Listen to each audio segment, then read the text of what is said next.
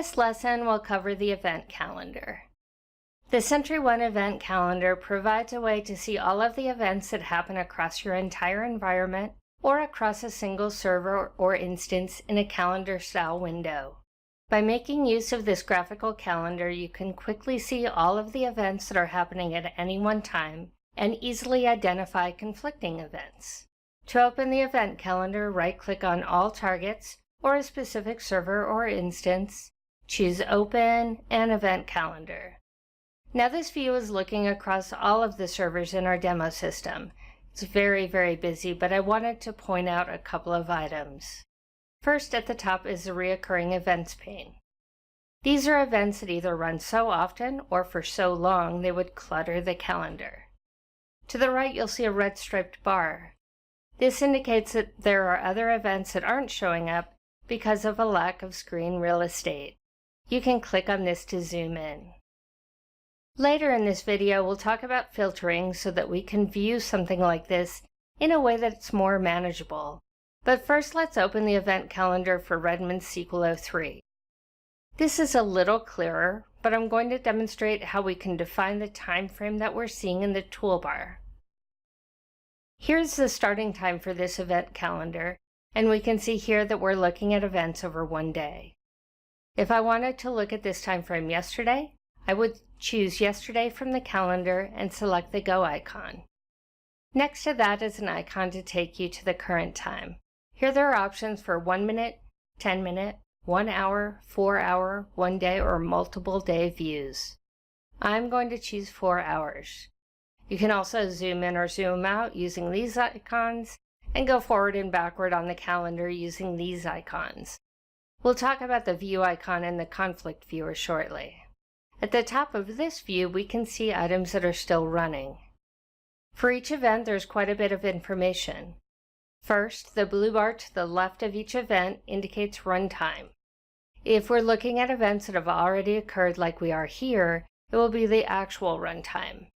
If we're looking at future scheduled events, it will be the average runtime. To the right of the runtime bar for past events, we'll see the run status. Green for success, red for failure.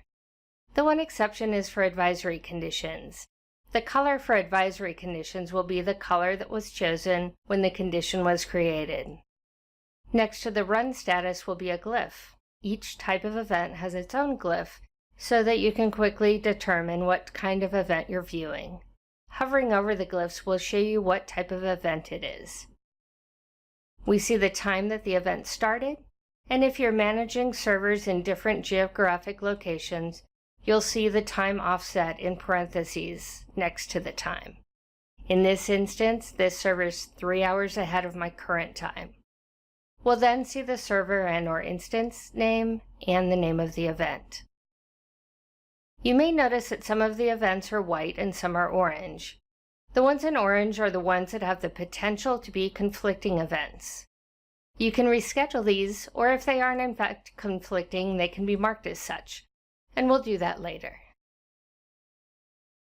If I left-click on any of the events, I can get more information about the event, including details, actual and average runtimes, and additional information.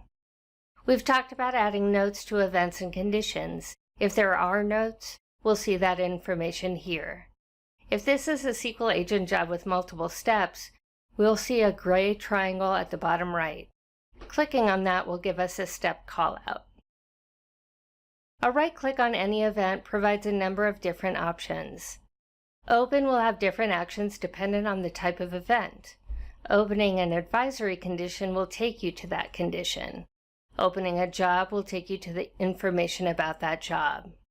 The jump option provides a way to see other instances of that event or the ability to view any area of performance analysis for that time frame. Runtime stats is something that allows you to see how this event has run over time.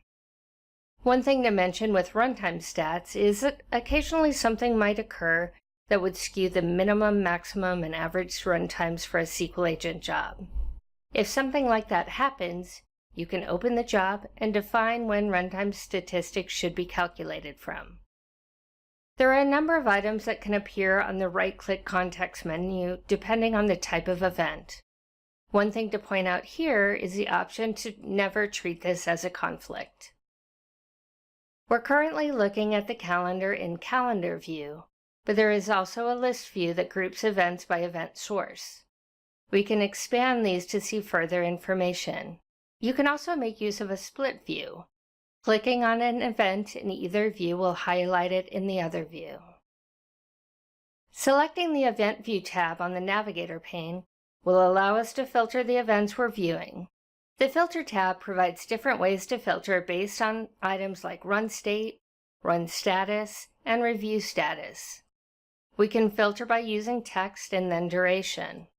So in this case, I might say that I want to see previous events that have failed or that have run for longer than a minute.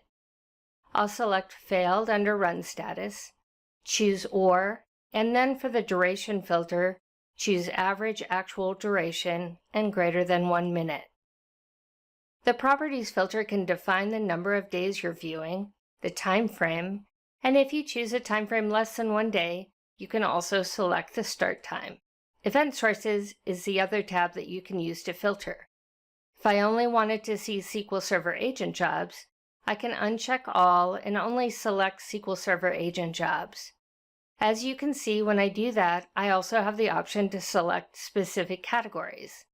I want to see them all, so I will click on the Apply Filter button. Once you've filtered this, if you think this is a view you would like to use in the future, you have the option of saving it by going to File and Save View As.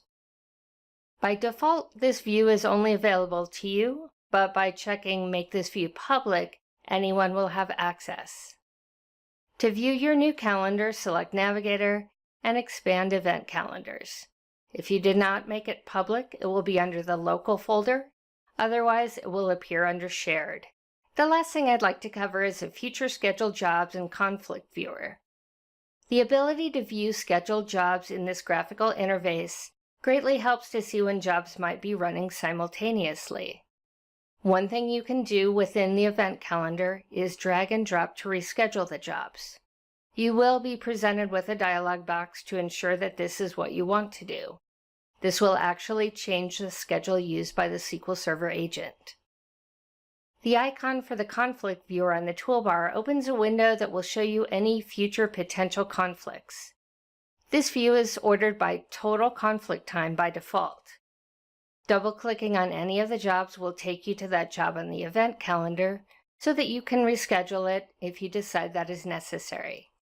You can also set the amount of time that you're looking for conflicts and how much time jobs need to overlap to be considered conflicting.